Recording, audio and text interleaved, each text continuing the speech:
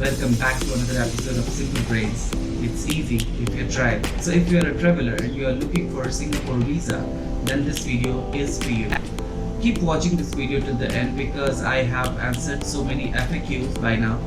And if you have any issues, you have any queries, then drop down in the comments. I will try to answer all of them. So let's get started.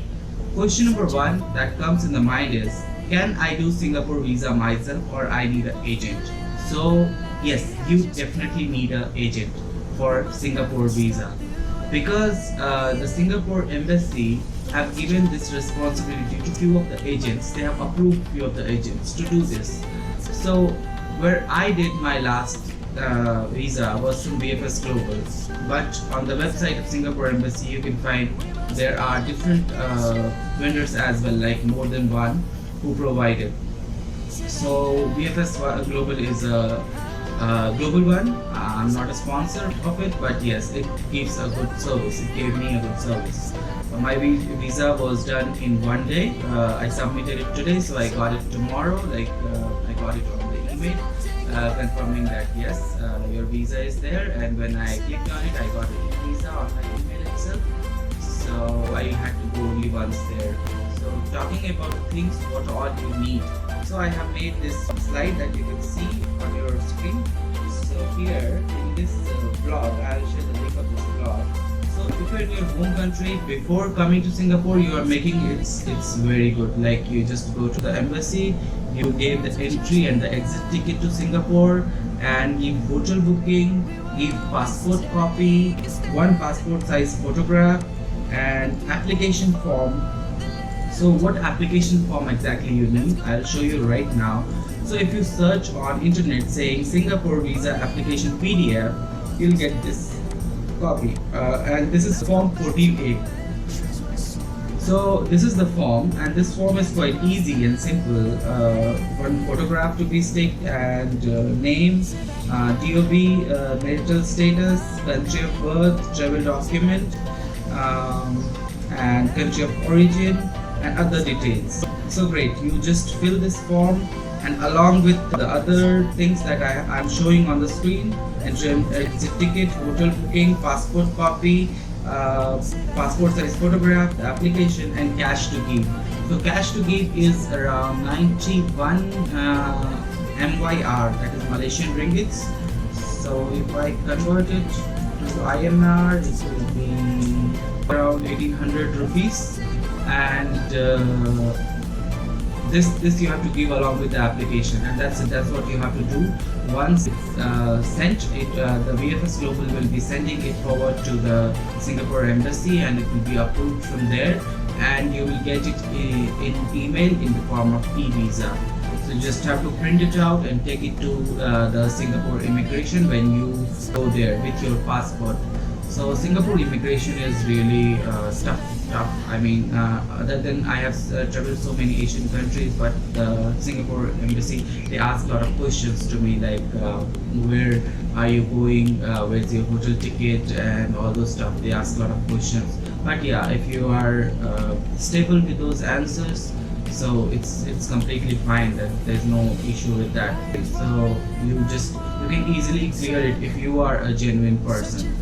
So bear it in mind. And second thing I'm going to talk about, if you are in some other country, like from India you travel to Malaysia, and in Malaysia can you make Singapore visa? So yes, you can do it. So along with all the documents I talked about, you need to pass in just one social pass copy. That's it. Social pass means the Malaysian social pass. If you're going to Indonesia, you need not to provide because there it's free. So probably you can take a printout of the entry ticket and you can show them. So yes, this is what it is needed if you are in the country, if you are outside the country. Now the third case is if you are working somewhere outside the country. So in that case, something is a bit different there. That instead of your visa, like you have to give your visa, of course, that is employment pass or permanent resident or something like that. But yeah, along with it, you need one letter from your employer saying that boss, he is my employee right now and he's working. Even though it's written in the visa, they need a latest copy, like within 1 month they need that copy. and without that they will not process your visa. So I have talked about all the three cases. First is within the country, second is outside the country on social pass, and third is outside the country with employment pass. So I want to talk few more things about that. So suppose if you are going to process this visa for your parents, so in that case you can take an authorization letter from them, or anyone, your wife or something. So you need not to take whole family with you. You can skip this thing. Maybe there are 4 people, so out of those 3 people you can take a letter of authorization saying, boss, he will be submitting the form in our behalf. So the letter need not to be in any specific format. It's just that subject to letter of authorization, and then you write that I'm authorizing so person to submit this form in my behalf. So that person, while submitting his form, can put that application and put your form as well. So this is one very good thing that VFS Global provided me. So I skipped taking my parents to the visa office again and again, and everything was done by myself. So if I talk about the timelines, then I applied on some 17th October, and I got it like I was not sure on 18th it can come, so I checked on 19th, and yeah, it was waiting there for me, and I just printed it out. But again, you need to see 2 things, because that the visa you get is a single entry, multiple entry. To answer this, it's not in anybody's hand. VFS Global apply for you multiple entry, but they can give single entry based on they check so many things. So yeah, that's whatever you get from the embassy is the final thing. And second thing is the duration of the visa. So I have seen few people getting for 1 year, I have seen few people getting for 3 months. I got for 5 months only. The reason was my Malaysian work permit at that time had only 5 weeks of validity. So it can be limited by passport as well. Suppose your passport is expiring, it have only 2 months, so maybe you can get for 2 months only. If it is multiple entry or single entry, suppose for me being an employee here in Malaysia, they gave me multiple entry, but for my parents who were here for visit, they got only single entry.